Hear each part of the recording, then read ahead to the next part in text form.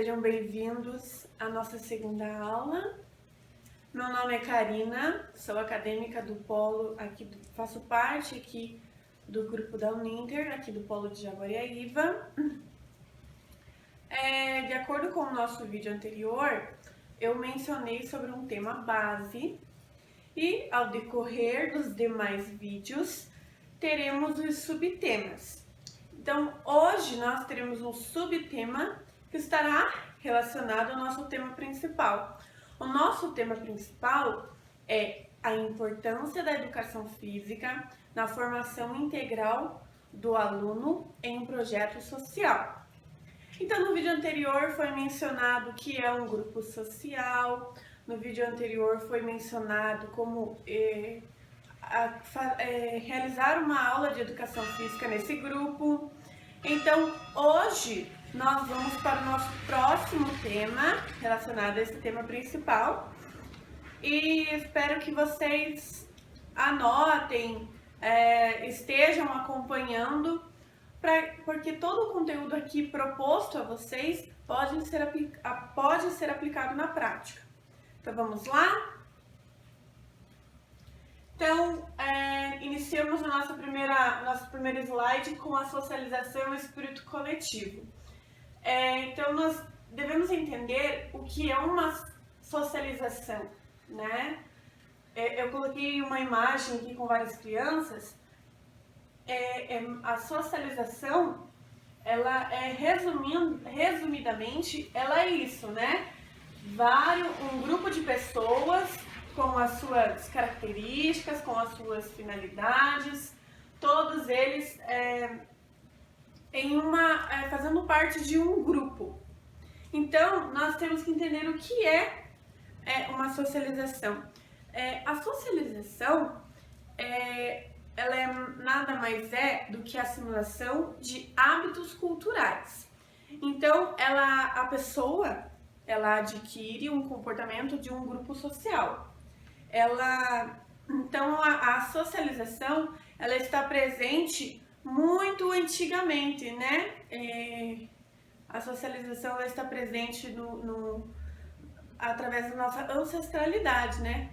Com tribos que se relacionavam entre si. Então, a socialização é um grupo, e nesse grupo nós temos funções sociais. Cada um exerce a sua função social e visa um objetivo final, né? Que é o bem-estar da população. Então, vamos dizer assim, uma comunidade. O bem-estar de uma comunidade, as relações interpessoais dessa comunidade, um convívio social saudável, equilibrado. Então, socialização é mais ou menos assim. Aí temos a primária e a secundária. O que significa ter uma socialização primária e secundária? A primária, o nome já diz, ela vem primeiro. Então, na nossa vida, a socialização vem primeiro aonde? Aonde que nós temos o nosso primeiro contato? Com a nossa família. Então, a socialização primária, ela vem da infância, ela é desenvolvida no meio familiar. Ela é desenvolvida através dos avós, ela é desenvolvida através da criação com os pais, com os tios, com os irmãos. É o primeiro contato que a criança tem. Então, no âmbito familiar, ela vai desenvolver valores, ela vai desenvolver a ética, ela vai compreender a moral. Então, são pequenos fatores que contribuem para a socialização. Então, por exemplo, no lar de uma criança que convive com, digamos, com 3 irmãos, né? E a avó. Um exemplo. Nesse lar, a criança, ela é a caçula e ela vai aprender os valores daquela casa, né? As regras daquela casa. Então, a criança caçula não pode brigar com os irmãos, não pode desrespeitar o avô, a avó. Numa conversa, a criança ela não vai se intrometer, ela não vai fazer birra, ela não vai porque não pode, porque atrapalha. Então, tudo tem uma regra. Então, a criança ela já vem da escola, ela já vem para a escola com uma pré-determinação, ela nunca vai vir em branco. Então, você, profissional, que acha que você vai pegar uma criança, como eu posso te dizer, uma folha em branco, é um equívoco da sua parte, porque a criança ela já vem com uma base familiar. E nessa base familiar, ela tem valores, regras, né? Por exemplo, numa família evangélica, né? Numa família tradicional evangélica. Ah, professora, eu não posso dançar festa junina porque a minha mãe não permite. Você, educador, vai obrigar aquela criança a participar da festa junina? Sendo que tem um conceito, tem uma base familiar por trás disso, que não permite que aquela criança participe por questões religiosas. Então, tem toda essa questão de respeitar, né, a família, respeitar os valores que a criança já traz da casa para a escola. Então, a segunda socialização, né, é a secundária, como o nome já diz, que a criança já está inserida na escola e ela já tem um devido papel social, né? Então, a criança ela já tem um controle das relações sociais, ela já tem uma pré-determinação de eu devo ir à escola, eu devo respeitar os professores, a diretora, a merendeira, a tia da faxina. Na escola, eu vou ter que respeitar o meu colega, eu vou ter horário para entrar, eu vou ter horário para descansar, eu vou ter horário para educação física, eu vou ter um horário para comer um lanche, para ir ao banheiro. Então, nessa socialização secundária, a criança ela já vem com o seu desenvolvimento familiar, mas ela já está inserida na escola e ela passa a desenvolver papéis sociais. O que significa papéis sociais? Quando eu falo em papéis sociais, é que a criança ela vai crescer e vai virar um jovem. Esse jovem ele tem um papel social. Qual que é o papel social dele? Ele deve contribuir para a sociedade, correto? Então, o papel social é a contribuição. Então, esse jovem de 16 anos, ele já deve contribuir com o voto. Ele não é obrigado a votar, mas ele pode contribuir com o seu voto. Então, com 16 anos, o adolescente já vota. Com 16 anos, ele pode entrar no mercado de trabalho através de um contrato. Com 16 anos, né, por exemplo, entrar no mercado, entrar numa mercearia, entrar numa empresa de papel, numa empresa de celulose. Ele pode entrar num curso técnico para estar desenvolvendo uma área específica que ele deseja, né? Que ele possa estar se preparando para essa aula, para esse trabalho, através desse curso técnico. Então, a função social dele é essa, ele entrar no mercado de trabalho, é ele votar, é ele contribuir para uma comunidade melhor, é ele contribuir para uma família, né, que não seja dele, que ele pode ajudar, que ele pode estar auxiliando. Um exemplo bem legal é o projeto social. O jovem ele pode estar contribuindo, sendo um voluntário, para estar trabalhando num projeto social com crianças de 5 anos, uma criança de 6 anos, com crianças de 4 anos.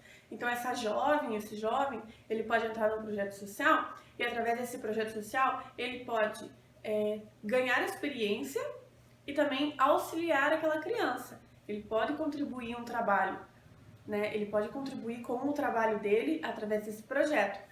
Então, essa socialização, nós temos a primária e a secundária. Então, nós entramos agora no espírito coletivo, né? O que nós podemos dizer com espírito coletivo? O espírito coletivo, ele envolve um bem comum. Então, ele envolve um objetivo. Então, eu coloquei aqui como colaboração para alcançar o objetivo desejado. Então, o espírito coletivo, você, educador, você deve colocar isso em prática em sua aula, como forma de brincadeira, Sim, como forma de brincadeira. Como forma de diálogo? Sim, como forma de diálogo. Ou como forma de avaliação? Sim, como forma de avaliação. O espírito coletivo pode ser inserido em todas essas áreas. O espírito coletivo, ele traz ao aluno essa visão de que o coletivo também pode ser uma alavanca, um caminho a ser percorrido para se chegar em um objetivo fim. Então, nós temos a colaboração para alcançar o objetivo desejado. Num projeto social, numa escola, na pré-escola, essa socialização você pode estar inserindo numa brincadeira coletiva, numa brincadeira cooperativa. Você pode estar contando uma história. Tem várias historinhas que mencionam esse lado do social e do cooperativo e da ajuda mútua, né, do espírito coletivo. Então você pode estar colocando isso em prática através de uma história. Você, professor, não precisa apenas colocar brincadeiras. Você pode fazer isso de diversas formas.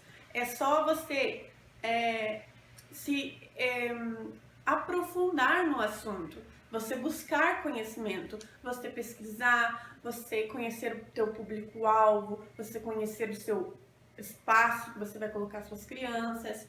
Então, num projeto de socialização, por exemplo, eu posso estar colocando um conto, eu posso estar colocando teatro, eu posso estar colocando para as crianças uma forma lúdica de uma brincadeira ou uma pintura, né? Coloca todas as crianças lá na quadra, pega aquele papel bem grande, que agora eu esqueci o nome, que é como se fosse um papel bem grosso, coloca lá e cada criança tem que contar em forma de desenho como que elas entendem, o que elas entendem de socialização, o que elas entendem de espírito coletivo.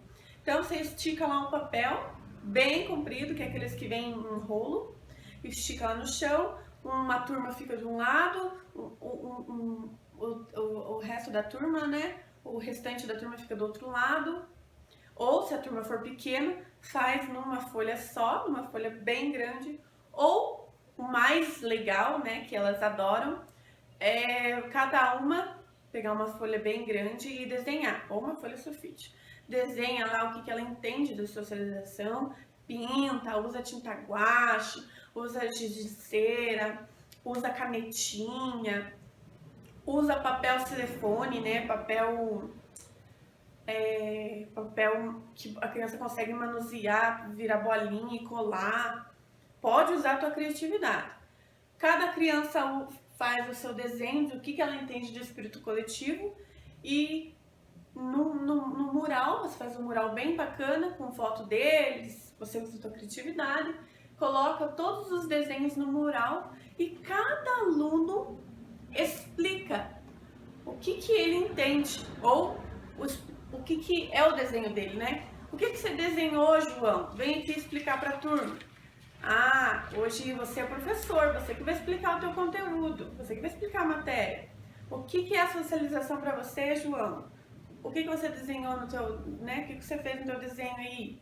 Aí ele vai lá na frente de todo mundo, explica teu desenho, explica o desenho, explica o que ele achou, o que ele gostou. Então é uma maneira que as crianças adquirem conhecimento de uma maneira bem lúdica, bem gostosa, bem prazerosa.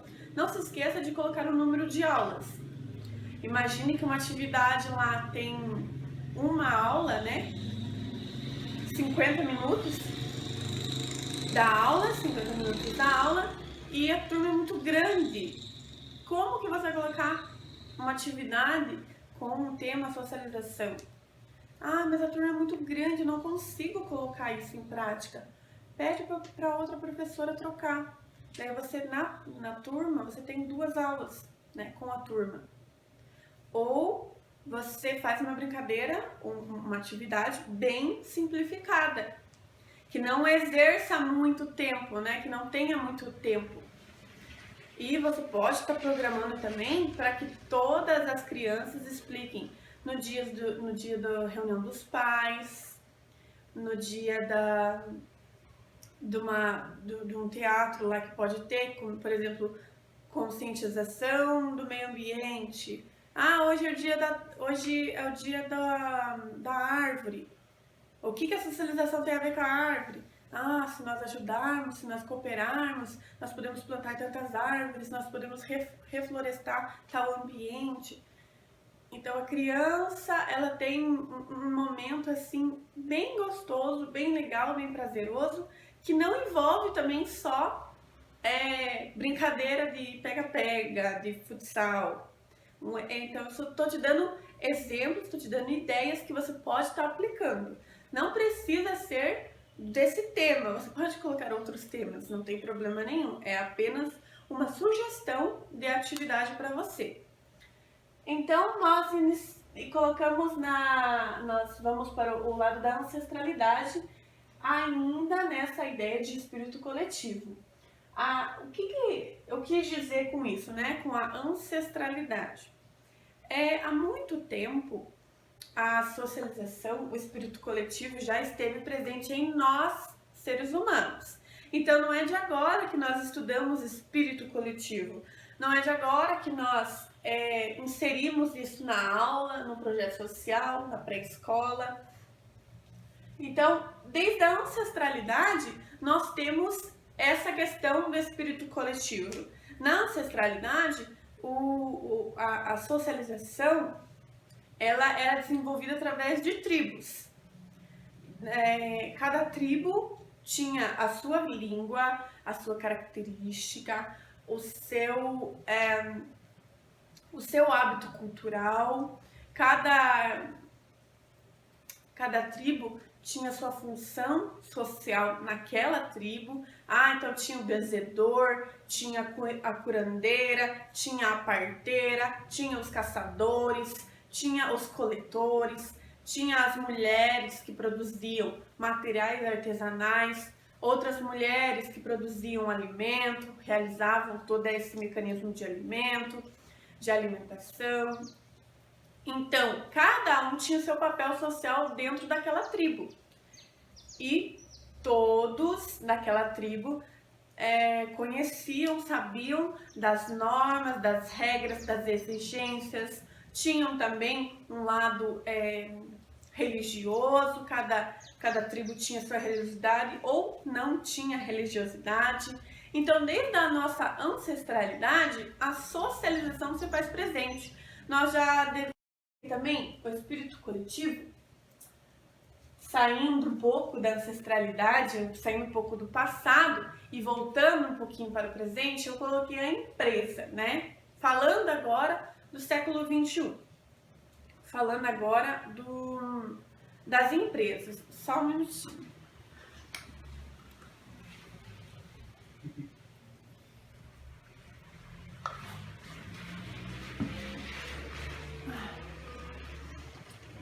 Falando agora só das empresas, né? Hoje, falando no nosso momento de agora, nós estamos num combate a uma pandemia. Nós já enfrentamos várias pandemias, né? Tivemos a gripe suína, peste negra, gripe espanhola. Então, nós tivemos algumas pandemias que foram um desastre muito devastoso, né? Foi um desastre que teve muitas vítimas. Então, nesse momento, nós estamos passando por uma pandemia. Nós estamos num processo de reclusão, né? De se recuar, não de estar à frente, de estar com o nosso dia a dia normal. De maneira nenhuma. Esse nosso momento, né, já faz agora 1 ano e ainda nós estamos combatendo ao coronavírus, né, a Covid-19. Nós estamos ainda em combate a esse vírus e nesse momento atual, as empresas tiveram um choque muito grande, tiveram uma fatalidade com seus recursos. Então, os recursos foram afetados, a questão financeira foi afetada, a questão de mão de obra foi afetada. Então, as empresas foram, como eu posso dizer, um eixo muito afetado. Um exemplo, o nosso comércio. Agora, nesse momento, o comércio está fechado. Apenas mercado, farmácia, né, as áreas, a área alimentícia e a área de saúde estão em horário comercial normal, mas as lojas de eletrodoméstico, imobiliária, lojas de roupa, calçado e outras demais lojas que não são fundamentais, elas estão fechadas. Então essas empresas, elas tiveram um custo, tiveram uma perca muito grande financeiramente, porque não é hoje o comércio está fechado, mas eles precisam pagar o aluguel, eles precisam pagar a água, a luz, os trabalhadores, né? O comércio ele está parado, mas as dívidas, os boletos ainda estão por vir, né? Então, nesse momento que nós estamos colocando a empresa como socialização, nós temos que dar essa ressalta, que a empresa também está sendo prejudicada por essa pandemia. Eu acho que as empresas que estão com mais problemas neste momento, que elas estão fechando portas, que elas estão entrando em dificuldade financeira, entrando em processos judiciais. Então, as empresas estão com problemas nessa questão de luta contra esse vírus. Mas na questão da socialização, elas ainda estão se adaptando no momento de socialização. Então, hoje, uma reunião de uma empresa, ela não é mais presencial, ela não é mais remota, ela é dessa maneira, virtualmente. Então, hoje as empresas estão se adaptando de uma maneira virtualmente, através de e-mails, através de através de vídeos, de lives, de salas de reuniões, cada um em seu escritório, dentro da sua casa. Então, a socialização nessas empresas, a socialização não parou. Ela teve um início diferente. O que era presencial, hoje está sendo virtual. Então, de uma maneira remota, né, de uma maneira diferente, a socialização ainda continua. E a socialização da empresa, ela é de extrema importância, porque é na empresa que como eu posso dizer, os trabalhadores têm esse contato com o chefe, com o supervisor. Então, a socialização é muito importante na empresa para trazer um vínculo mais afetivo, mais produtivo, com mais clareza, com mais convicção. Então, hoje, educador, você professor, você educador, tanto na área de licenciatura quanto na área de bacharelado, você na sua academia, um exemplo, na sua academia, você pode estar colocando uma atividade de socialização. A academia não deixa de ser uma empresa. Então, você, professor, pode colocar um dia D. Então, esse dia D vai ser um momento de socialização. Hoje nós vamos fazer uma corrida no parque tal. Momento de socialização. Todos, claro que depois que passar essa pandemia, é um exemplo. Nesse momento não é oportuno, não é desejável fazer esse processo, essa atividade que eu estou falando. Mas no momento em que em que passar todo esse processo da pandemia, pode ser realizada essa atividade. Então, continuando no meu exemplo de socialização, a socialização na empresa, ela pode ser colocada dessa seguinte maneira: uma brincadeira, uma atividade na academia. Vamos voltar para a academia. Então, o dia D, vamos fazer uma corrida num parque tal, dia tal, hora tal. Agora nós vamos fazer um processo cardiorrespiratório. Um processo cardiorrespiratório. Então nós vamos fazer uma atividade física que introduz esse cardiorrespiratório. Nós vamos fazer. Não dá para fazer musculação, professora. Como que nós vamos fazer musculação num parque? O rapaz fortinho lá pega a mocinha lá nas costas e dá 1, 2, 3 voltas, 4 voltas. É um processo dinâmico, um processo engraçado e não vai deixar de ser uma atividade, né? Ele não vai deixar de carregar peso, não vai deixar de trabalhar a musculatura, não vai deixar de trabalhar o desenvolvimento motor. Então, é uma ideia. Se você não está na área de academia, vai para uma área de uma empresa, né? Vai para uma empresa que trabalha com celulose. Trabalha numa fábrica de celulose, numa fábrica de papel. Como que eu posso estar oferecendo uma dinâmica para essa clientela? Eu, como educador, chego lá, faço um alongamento, faço um momento relaxante, posso colocar uma yoga, posso colocar uma meditação, passando esses momentos de contato com o eu posso estar colocando uma brincadeira lá em dupla, né?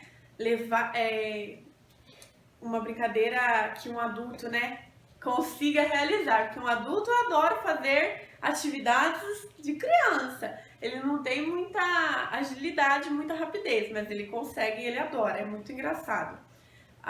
Na empresa, então, por exemplo, eu posso estar colocando uma atividade em dupla, de levar uma bola, de levar uma bexiga até determinado local sem derrubar. Ou uma brincadeira bem legal entre adultos, estourar bexiga. Um fica na ponta e o outro fica lá do outro lado. Quando dar aquele comando, quem tá com a bexiga corre e estoura a bexiga na barriga, estoura a bexiga na lateral, no quadril, estoura a bexiga nas costas. Então você vai alterando, né? Colocando uma dinâmica aí com alterações. Posso colocar essa brincadeira nessa empresa? Posso colocar uma brincadeira nessa empresa. Assim como eu também posso colocar na academia uma brincadeira de bexiga. É uma atividade que, se você tiver objetivos, ela vai trazer benefícios para o seu aluno, para o seu cliente. Então, não se esqueça, tenha objetivos. Isso envolvendo a escola, envolvendo o grupo social, envolvendo empresas. Sempre tem um plano de aula com objetivos.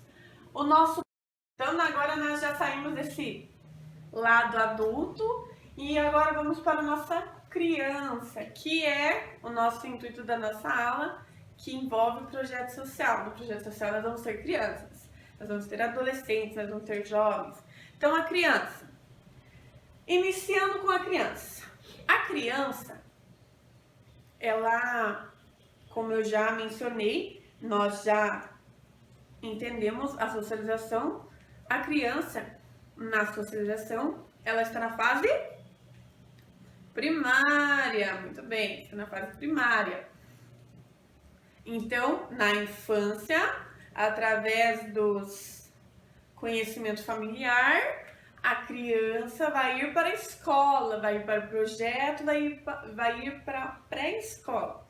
Então, a criança, nesse momento, ela é uma criança mais reclusa, com a nossa ideia de que é o primeiro momento dela na escola, né? Então, a criança, em primeiro momento, ela é muito reclusa. Ela vai se sentir envergonhada ou ela vai sentir medo. Por que medo? A criança está acostumada já no ambiente familiar, então ela conhece a avó, ela conhece o pai, a mãe, a tia, os irmãos, quem cuida dela, né? Quem é o seu cuidador. Ela conhece o ambiente que ela está inserida, ela conhece a sala, ela conhece o banheiro, ela sabe ir até o local. Então, na escola, ela vai ter medo. ela vai ter medo de ir ao banheiro, ela vai ter medo de conversar com o professor, ela vai ter medo do próximo, do coleguinha, ela vai ter medo de sentar na cadeira, porque é o primeiro contato dela, é o primeiro momento que ela está naquele local. É a primeira vez que ela entra numa sala, que ela olha aquela sala cheia de informação, cheio de letras e números e cores e formas. É muita informação. Então, ao primeiro momento, a criança ela tem muito medo, porque ela não sabe o que está por vir. Ela não sabe do que, por que ela está ali. Então, quando você, educador, você entra numa sala, você tem que explicar o porquê que a criança está ali. Quando você percebe que uma criança está meio reclusa, converse com a turma e explique por que ela está ali naquele momento. Olha, turminha, vocês estão aqui porque nós vamos ter uma aula com a tia, com a professora Karina. E a nossa aula vai ser muito divertida, vai ser muito engraçada. Vocês gostam de dar risada? Vocês vão quebrando gelo. Vocês estão aqui hoje porque vocês vão aprender uma brincadeira bem legal. A brincadeira da pipa. Alguém sabe o que é pipa? Ninguém sabe? Ah, então eu vou trazer uma pipa para vocês darem uma olhadinha. Você traz lá o material. Ó, esse aqui é uma pipa. Então você vai quebrando o gelo. Vai falando de uma maneira agradável, né? De uma maneira mais simplória. Não queiram elaborar frases gigantescas, porque a criança não vai entender. Então é mais fácil você chegar. Hoje nós vamos aprender sobre a pipa, do que hoje nós vamos compreender as formas, as cores. Nós vamos compreender como é o processo de uma pipa. Né? Vamos entender o nosso público-alvo. Não esqueçam do público-alvo. Se você está falando com uma criança de 5 anos, você não vai dar palavras gigantescas, fantasiosas e elaboradas para uma criança de 5 anos, ela não vai entender nada. Ela vai se desmotivar ainda, ela não vai achar graça nenhuma, ela não vai querer participar nada, ela nem vai prestar atenção no que você está falando. Então, observem o público-alvo. Então, a criança, no primeiro momento, ela vai estar reclusa por medo ou por timidez, né? Vergonha, ela é muito tímida, ela é muito fechada. Você tem que colocar na balança também o que é a criança ser reclusa, né? Ah, ela só é tímida. Ah, ela só é vergonhosa. Ah, ela tem um problema, ela tem um trauma. Na turma passada dela aconteceu isso, ela acabou tendo um trauma. Então, nós devemos observar cada criança. Se você tem 20 alunos, você não tem esse total de 20 alunos. Você tem uma criança diferente da outra. Então, é um diferente do outro. Então, de maneira nenhuma você vai generalizar, né? Porque nenhum ser humano é igual ao outro, né? Cada um se desenvolve de uma maneira diferente. Então, no primeiro momento, a nossa criança, ela é reclusa. Quando ela está nesse momento de conhecimento, de primeiro contato, ela acaba ficando reclusa. Depois de um certo tempo, ela acaba sendo egoísta. Uma pessoa egocêntrica.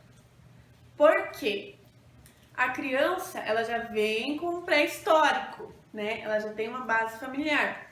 Essa base familiar, ela traz consigo ações e conhecimentos.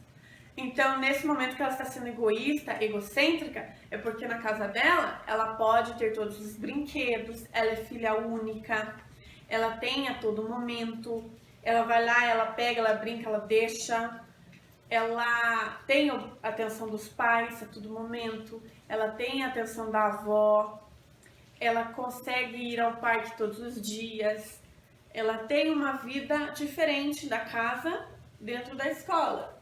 Então, o brinquedo que ela brinca todos os dias na casa, ela não quer que o colega brinque com o brinquedo que ela tem todos os dias. porque o brinquedo na consciência dela é dela, assim como a professora, assim como a sala. A criança ela não tem esse filtro de que a professora está presente para todos os alunos. Ela entende que a professora é apenas dela. Não sei se vocês já repararam, já observaram isso, que tem crianças que brigam com outro colega porque gosta da professora. Ah, a professora é minha. Ah, a professora é minha. Ela gosta mais de mim, eu gosto mais dela. Então elas brigam por causa da professora, porque elas não entendem que a professora está num momento coletivo, é a professora de todas e não apenas de uma. Então ela acaba sendo muito egoísta, essa criança. Ela acaba sendo muito egocêntrica.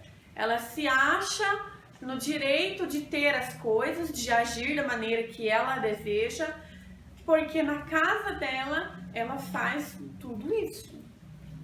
Então, como diz a história, criança vê, criança faz. Então, se a criança vê o pai, a mãe gritando, na escola ela vai gritar também. Se a criança vê o pai e a mãe falando palavrão, se brigando, tendo momentos assim errados na frente da criança, né? Tendo um momento de violência, o que acontece com a criança? Ela vai ter problemas psicológicos, ela vai ter problema emocional, ela vai transparecer aquilo que está na casa dentro da sala de aula, ela vai transparecer isso para o seu professor, para o seu educador, porque ela está vivendo isso, né, dentro da casa. Ela passa um bom tempo dentro da casa com seus familiares. Então, ela absorve aquilo e relata e transfere, transforma aquilo em ações, em palavras na escola, dentro da sala, dentro do projeto. Então a criança, ela se encontra num momento social diferente do que ela já estava acostumada. Ela aprendeu de um jeito, na escola vai aprender de outro. Na escola, ela tem fatores que ela precisa cumprir, regras que ela precisa cumprir, que na casa dela não precisa cumprir. Então, por exemplo, ela não vai ter que pedir para a professora, para a mãe dela, no caso, ir ao banheiro. Mãe, posso ir no banheiro? Posso ir ao banheiro? Posso ir lá fora? Tem momentos que ela vai ter que pedir autorização, mas esse momento de ir ao banheiro, de tomar água, ela não vai pedir autorização para a mãe. Ela vai pedir água, mas não autorização. E na escola é diferente. Ela vai ter que pedir autorização, ela vai ter que pedir uma atenção da professora, uma observação da professora. Então, o momento social dela, o vínculo social dela é completamente diferente do que ela está acostumada na casa. Então, tenham esse momento de conhecer os seus alunos, conheçam as crianças, os adolescentes que vocês estão tendo a oportunidade de dar aula. A criança nesse momento de socialização é importantíssimo, tanto numa pré-escola, tanto na escola e em projetos sociais. Por quê? É nesse momento que a criança ela vai compreender a ideia do compartilhar. É nesse momento que ela vai identificar o que pode e o que não pode, o que deve e o que não deve. Posso bater no meu colega? Não, é uma regra. Posso jogar as minhas coisas no chão e sair chutando? Não, é uma regra, não pode. Então a criança ela vai ter esse momento de identificação do que pode e o que não pode.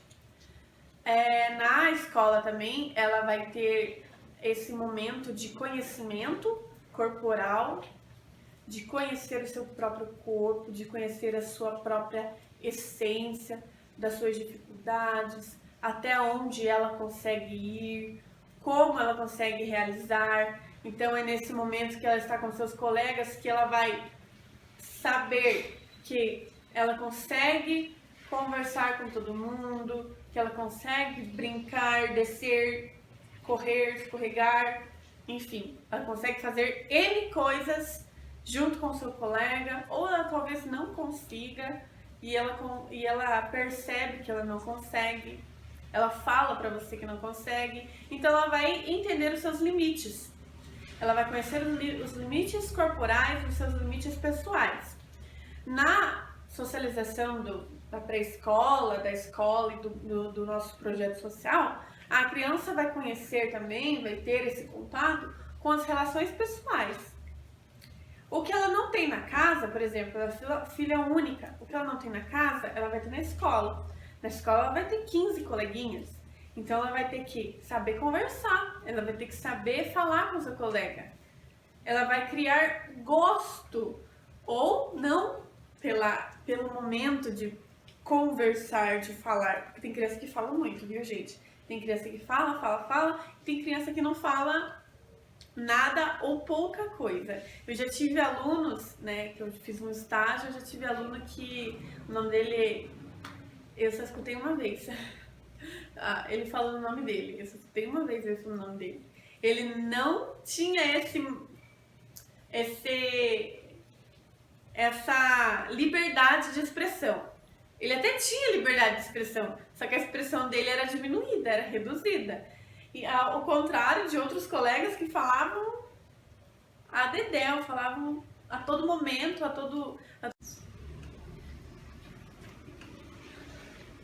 Então tem crianças que falam exageradamente e tem crianças que têm pouca expressão, tem pouca fala, pouca presença nas falas. Próximo slide. O adolescente. Entramos na fase do adolescente no intuito de como passar um espírito coletivo, uma cooperação para o adolescente, né? O adolescente hoje em dia, né, no momento em que estamos vivenciando, né, século XXI, hoje em dia o adolescente ele está muito ausente, né? Ele está presente virtualmente e ausente pessoalmente. Eu coloquei essa frase para vocês porque é o que está transmitindo hoje em dia para esses adolescentes. Hoje o adolescente ele tem muitos amigos virtualmente, então eles falam com 50, 35, falam com muitos colegas virtualmente, mas pessoalmente eles possuem dificuldade para falar com o pai, com a mãe, com o irmão, com os avós. Então hoje o adolescente ele está mais recluso, ele está mais está com uma certa dificuldade em relação ao se expressar, em se comunicar. Então, esse momento em que o aluno, o adolescente, possui essa dificuldade, ele tem uma barreira. O adolescente hoje em dia, ele traz consigo uma barreira, tanto familiar quanto pessoal. Ele não se sente confortável no ambiente onde ele está inserido, ele não gosta da escola, ele não gosta do professor, ele não gosta dos colegas, ele não gosta do que ele está fazendo naquele momento. Então o adolescente ele tem aquele momento de rejeitar aquilo que está sendo passado para ele. Então o adolescente hoje em dia, ele possui uma barreira. E cabe a nós professor, cabe a nós educador, para transmitir esse aluno a uma quebra de barreiras. Então, eu, professora, eu, educadora, vou transmitir a esse aluno uma oportunidade em que ele possa quebrar essa dificuldade, essa barreira pessoal, essa barreira emocional. Então, hoje, nós devemos observar o nosso aluno e identificar as questões em que está relacionado ao meio em que está, onde ele está, né? Para que possivelmente ele não tenha problemas psicológicos, que não tenha que recorrer a um psiquiatra. É super importante, não desvalorizando o profissional dessa área da saúde, mas é super importante essa área para o adolescente, para o jovem. Mas se colocado um exercício colocado ao adolescente de uma maneira inicial, com evoluções, né? Esse aluno ele pode futuramente destruir uma barreira e que ele não precise dessa ajuda profissional, que ele consiga trabalhar esses sentimentos, essas emoções, essas dificuldades sozinho. Então, hoje, professor, você pode estar colocando a ele exercícios em que ele possa se sentir confortável e que futuramente ele possa ser um adulto que não tenha problemas pessoais, interpessoais, não tenha problemas relacionados ao convívio de outras pessoas, com a sua comunidade, com o seu ambiente familiar. Então, na escola, no projeto, é muito importante você colocar atividades em que quebre essas barreiras, para que o aluno, para que o jovem hoje possa se sentir mais livre, mais expressivo, mais saudável, mais comunicativo. Então, hoje em dia, coloque atividades para ele que ele possa desenvolver esses mecanismos interiormente, fisicamente, certo? E como que eu posso, né? Como que eu posso estar colocando uma atividade para um adolescente? Como eu posso estar aplicando uma brincadeira para um adolescente? Vai ter momentos que o adolescente ele vai ter um certo bloqueio para a educação física. Ele vai ter um certo bloqueio. Por quê? Ele vai começar a colocar dificuldades, ele vai começar a colocar problemas. Então, ele vai chegar para você e vai falar: professora, não quero, não tô afim. Essa atividade cansa. Ai, professora, tô com dor. Ai, professora, não consigo fazer. Ai, professora, vou suar muito. Eu tenho um compromisso. Eu tenho um encontro com uma gatinha. Não dá para eu chegar suado. Então, eles vão colocar barreiras, vão colocar dificuldades para que a aula não seja realizada. Então, cabe a você, professor, dar a volta por cima. Não, vamos fazer sim, é uma atividade legal, uma atividade prazerosa, nós vamos curtir bastante, nós vamos ter um objetivo. Chegue de uma maneira clara e objetiva para o seu aluno. Não chegue falando de uma maneira inferior, como por exemplo para uma criança. Você fala diferente para uma criança e para um adolescente você não vai falar da mesma maneira, você vai falar de um modo diferente. Então o adolescente, você precisa chegar com uma frase mais adulta, né? Com argumentos mais adultos, não chegar de uma maneira inferiorizada, né? Infantilizada. Então chega para o seu adolescente e proporciona a ele uma atividade em que ele vai se sentir confortável em realizar. Então, vamos colocar aqui um exemplo de uma atividade que todo mundo vai fazer. Então, vamos colocar aqui um exemplo de um esporte, vôlei. Vamos colocar o vôlei. O vôlei, vai chegar um aluno, um menino, e vai falar: professora, esse esporte é de menina, eu não vou fazer. Então, coloque para esse aluno uma outra visão, né? Traga para esse aluno que o esporte não significa, não direciona um gênero específico. O esporte é um esporte, ele não é para meninas, para meninos, ele é um esporte. Coloque para ele essa ideia, essa proposta. Então, coloque no voleibol, por exemplo, um mecanismo de fases. Então, mecanismos de fases. Então, teremos a fase 1, que é apenas tocar. Faz o toque lá. Temos a fase 2, que já muda essa ideia de toque. Temos o toque, o saque, o bloqueio, o passe. Então, nós já colocamos um jogo com todos os elementos do esporte. E a fase inicial, a fase 3, é sentado. Então, já colocamos um obstáculo aí. Nossa, eu vou ter que realizar todos esses movimentos, vou ter que fazer o esporte sentado?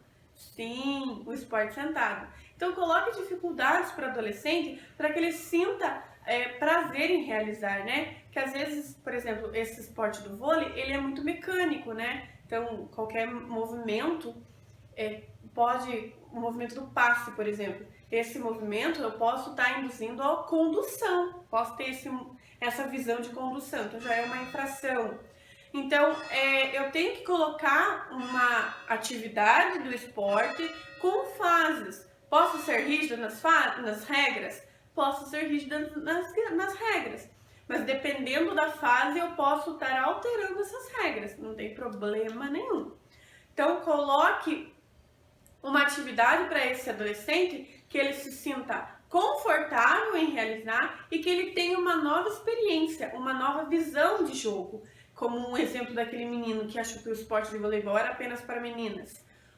Ele observou através dessa atividade que tanto meninas quanto meninos podem realizar em pé, sentado, podem modificar as regras, que o voleibol não é só para as meninas, e sim para todo mundo. Então, proporciona a esse adolescente uma experiência, consequentemente, uma nova visão. Uma nova visão de jogo, uma nova visão social, uma nova visão de regras. Traga esportes, traga atividades, traga entretenimento aos seus alunos, tanto infantil quanto pré-adolescente, adolescente. Entramos na cooperação. Eu coloquei essa imagem aqui que ela resume muito bem o que é uma cooperação, né? A cooperação é um trabalho em conjunto, né? Se você observar aqui, tá todo mundo trabalhando em conjunto, né? Tá todo mundo formando uma equipe. A cooperação, ela é resumidamente, ela traz ao aluno uma visão ampliada de uma nova situação. Então, a cooperação, ela é uma ajuda, é um auxílio com um objetivo em comum, com um objetivo final. Então, a cooperação traz essa ideia de ajudar, de cooperar, de transformar, de transmitir uma ajuda, um auxílio. Próximo slide, ele fala também sobre a cooperação. O que é uma cooperação?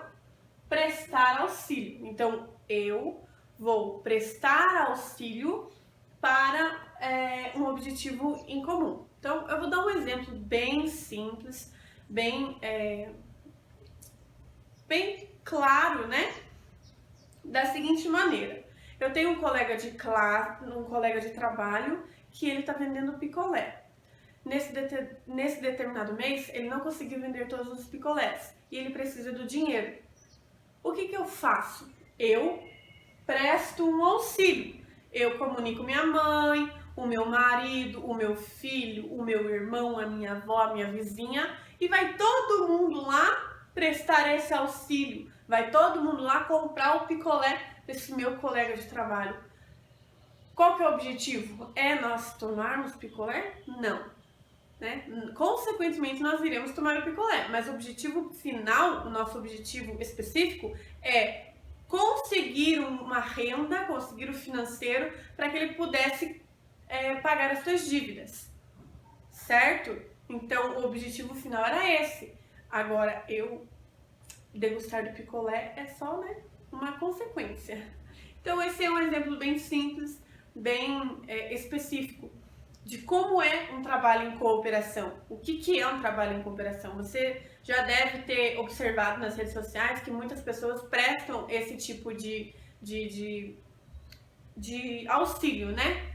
Cooperação. Ah, todo mundo se ajuda lá e compra um carro para um colega que o carro pegou fogo. Ah, e a fulana lá queimou a casa, perdeu a casa num terremoto, perdeu a casa na enchente. Todo mundo presta uma solidariedade e vai lá e dá uma casa nova para a colega, para aquela pessoa, para aquela vítima do furacão, vítima de um desastre natural. Então, nós prestamos um auxílio, então faz parte da cooperação. Eu coloquei aqui, né, uma frase que resume muito bem o sentido da cooperação. A cultura da cooperação baseia-se em um relacionamento entre pessoas com diferentes potencialidades com o objetivo de alcançar um bem comum. O que isso quer dizer? A cultura da cooperação, ela se baseia em relacionamentos de pessoas com diferentes potencialidades, com diferentes características, com diferentes qualidades. Então, essas pessoas, elas se relacionam, elas entram em conjunto e com o objetivo principal de alcançar um bem comum. Qual que é o objetivo da nossa ação? Ela tem um objetivo principal. Nós vamos fazer essa ação para arrecadar o dinheiro para o colega que está vendendo picolé, porque ele precisa desse dinheiro. Então, esse é o meu objetivo, o alcançar um bem comum. E aqui nós adentramos a parte da cooperar para competir, né? O que quer dizer cooperar para competir? Nós entramos em dois âmbitos, o esporte e o empresarial. A cooperação no esporte se baseia em, vamos colocar aqui um exemplo de handebol. Eu preciso cooperar com minha equipe. Eu preciso bloquear, eu preciso armar uma defesa, eu preciso estudar táticas, eu preciso estudar as maneiras diferentes de se realizar um passe, as maneiras diferentes de se atacar. Então, eu vou me prontificar a ajudar a minha equipe para que nós possamos vencer. Então, esse é o nosso objetivo principal, vencer. Então, competir. Eu vou cooperar com a minha equipe para que o meu objetivo principal seja alcançado, que é vencer o campeonato. Esse é um exemplo bem simples de cooperar para competir. Entramos na fase da empresarial, né? Por exemplo, a empresa precisa cooperar entre si, cooperar com seus trabalhadores para que possa ter uma renda eficaz. Então, não adianta a empresa tratar mal os funcionários, não proporcionar a eles os benefícios que eles têm por direito, ou demorar para entregar esses benefícios, não proporcionar a ele momentos de lazer ou momentos de pausa. Não adianta essa empresa não proporcionar tudo aquilo que os trabalhadores precisam e querer que a renda seja alcançada, que a renda financeira seja alcançada. Os trabalhadores precisam ter clareza, objetivo, transparência para que o objetivo final seja alcançado. Então, a empresa tem que cooperar para futuramente ter uma renda no mercado de trabalho. Então, a empresa precisa ser melhor que a outra, mas para ser melhor, precisa cooperar entre si dentro dessa empresa. Então, os princípios da cooperação. Então, os princípios da cooperação baseiam-se nesses tópicos. O objetivo e visão comum, né? São os princípios. Precisa ter um objetivo, precisa ter uma visão comum, um objetivo final, integração, confiança, valores compartilhados e consenso. Então, princípios da cooperação são esses: objetivo, integração, confiança, valores compartilhados e consenso. Próximo slide é sobre valores. Valores da cooperação. Então, precisa de participação? Precisa. Precisa respeitar as pessoas? Precisa. Precisa ter transparência? Precisa. Aprendizagem? Precisa. Complementaridade? Precisa. Então, esses são os valores que necessitam ser alcançados com a cooperação.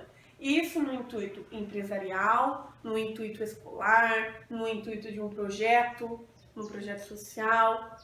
Todos esses tópicos, todos esses valores e princípios devem ser ressaltados e alcançados, né? Por exemplo, a participação. Não há cooperação se todo mundo não participar. não há cooperação se um ser excluído. Assim como não há cooperação se não houver respeito entre eles.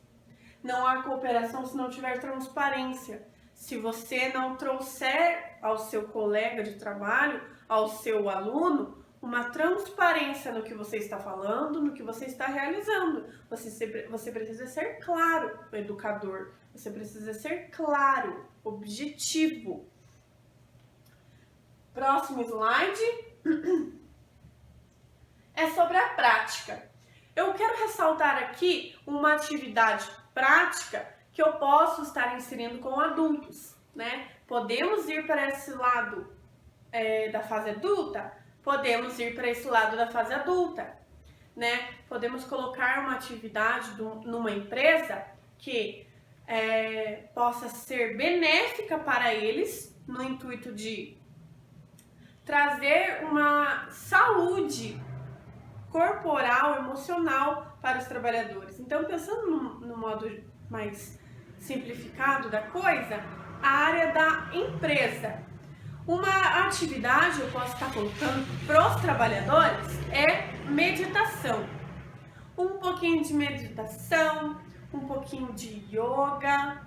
Então, transfere esse comportamento para a pessoa, o conhecimento do eu, do meu corpo está no espaço, esse conhecimento próprio é muito importante, traz esse momento relaxante. Então, uma yoga, uma meditação. Posso estar colocando uma atividade lúdica? Posso estar colocando uma atividade lúdica. Adulto consegue fazer atividade também. Então, uma brincadeira que eu consigo trazer o lado cooperativo. Posso estar colocando uma cooperação entre eu e o colega. Então, eu posso fazer em dupla. Coloca a bexiga na barriga e eu tenho que ir se deslocando até determinado local sem que a bexiga caia. É um trabalho em dupla, é um trabalho cooperativo. Eu preciso contribuir junto com o meu colega para que o objetivo seja alcançado. Eu posso estar também colocando na barriga, posso estar colocando a bexiga na lateral. E no final da brincadeira, para que não fiquem com bexigas voando, eu posso estar colocando como estouro, né? Então, um fica de lá, um fica de cá. No comando, quem tá com a bexiga vai ao encontro do que tá sem a bexiga e dá um abraço apertado e estoura a bexiga. Esse é um momento bem dinâmico, bem legal de você fazer numa empresa. Agora, voltando aqui para a área educacional infantil, adolescente, pré-adolescente, nós temos duas atividades. A do voleibol, que eu já mencionei, que eu posso estar colocando para os adolescentes, mas eu também posso estar colocando para as crianças. Só que eu posso colocar esse tipo de esporte para a criança da mesma maneira que eu coloco para o adolescente? Não. A criança, ela possui um comportamento diferente, né? Comportamento motor completamente diferente. Então, ao invés de eu segurar a bola no pano e lançar do outro lado da rede, eu posso fazer com que as crianças segurem a bola no lençol e lancem do outro lado. Eu mencionei o vôlei como esporte, né? Mas eu não coloquei esse do lençol, mas esse pode colocar para adolescente, tá? Que é a brincadeira de colocar a bola no lençol e jogar do outro lado. A equipe que está do outro lado tenta pegar a bola com o lençol sem deixar ela cair e vai passando. Para a criança, é interessante você colocar a bola, fazer com que a criança acerte um alvo, né? Faça esse movimento, mas acerte um alvo. Acerte o bambolê, acerte o cesto, e não que ela precisa estar deslocando o lençol para pegar a bola. É muito complicado para o desenvolvimento motor dessa criança.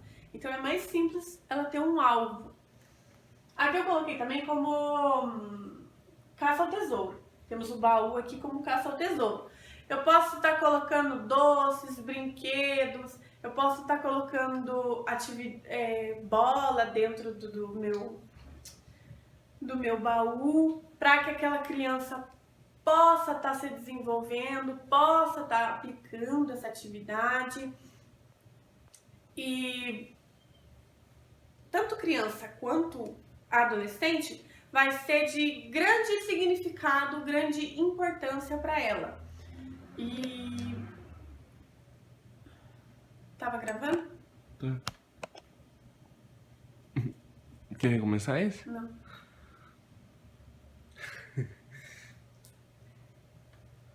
Então o baú, o caça ao tesouro é bem legal de se fazer para as crianças e para o adolescente. E eu posso estar colocando outras dinâmicas. Para as crianças, por exemplo, eu posso estar colocando o exemplo da vogal, posso estar colocando expressões, desenhos, que eu, educador, vou ler para a criança. Procura uma charada, né? Procura algum objeto com a letra, com a vogalzinha A. O que tem de vogal A? Ah, o armário. Abre o armário lá, tem outra pista. Então, assim sucessivamente. Próximo slide é um material que eu realizei. É um TNT, tem que ser tecido, não pode ser nem papel. Ao meio, ao centro, eu cortei ele, fiz um vazio, né? O objetivo da brincadeira é fazer com que a bola percorra o tecido sem cair no vazio, né? Sem cair naquele buraquinho que eu fiz. Eu posso estar deslocando ele e derrubando em um cesto, eu posso simplesmente estar só se deslocando.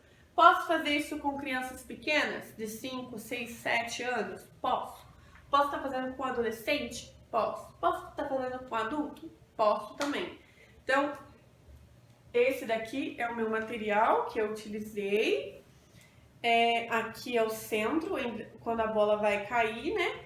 Então, o colega vai segurar na ponta, na extremidade. Aqui eu coloquei um retângulo, né? Porque eu quero fazer em dupla. Então, eu posso fazer vários desse em dupla. O colega segura, deixa eu pegar a bola aqui. O colega segura na extremidade e o outro colega também. E com a bola, tem que ser uma bola mais leve, tá, gente? Eu peguei uma bola pesada porque esse é o material que eu, hoje, nesse momento, eu possuo. Pega um material mais leve e faz com que a bola caminhe sem cair no vazio, né? Vai acontecer dela cair várias vezes. Pode perder ponto, pode simplesmente pagar um mico. Você que controla essa dinâmica, essa atividade. Certo? Próximo slide. Dificuldades na prática. Qual é a minha dificuldade? Por exemplo, nessa brincadeira. Dificuldade material. Eu tive que improvisar com outros materiais. Eu queria uma bola mais leve. Não tinha uma bola mais leve. Peguei uma bola menor, porém o peso dela é um pouquinho pesadinha, mas ela consegue realizar da mesma maneira. Então, as dificuldades é o material, é a estrutura. Eu tenho uma quadra que não é coberta. Se chover, o que eu posso fazer? Cancela a minha aula? De maneira nenhuma. Coloca a criançada dentro da sala, abre espaço lá e faz atividade dentro da sala de aula. Então, estrutura, material, falta de reconhecimento, né? É uma dificuldade porque isso desmotiva o profissional. Então, você tem que estar preparado para essas certas ocasiões, né? Certos palpites e opiniões que podem ocorrer na sua vida acadêmica e pessoal, profissional. Então, essas são essas dificuldades que você tem que estar passando por cima de tudo isso para entregar um conteúdo legal, um conteúdo bacana, com objetivo, com potencialidade e transmitir ao aluno, transmitir a essa criança e adolescente uma oportunidade e experiência. Então, temos dificuldades aqui que nós devemos dar uma volta por cima. Nós devemos deixar de lado opiniões e improvisar. É o verdadeiro improviso. Próximo slide as referências. Por fim, aqui está todo o meu conteúdo. Se caso vocês tiverem dúvidas, podem estar mandando por mensagem, né? Podem estar escrevendo aí abaixo do vídeo em relação a qualquer frase, em qualquer slide, em qualquer imagem ou brincadeira ou exemplo, pode estar comentando. E eu quero agradecer a sua companhia, né? de estar aqui comigo, compartilhando esse conhecimento, transmitindo todo esse aprendizagem comigo. E eu espero vocês na nossa próxima aula, que terá relação também, uma tem relação com a outra. Então eu espero vocês na minha próxima aula e desde já o meu muito obrigada e até logo!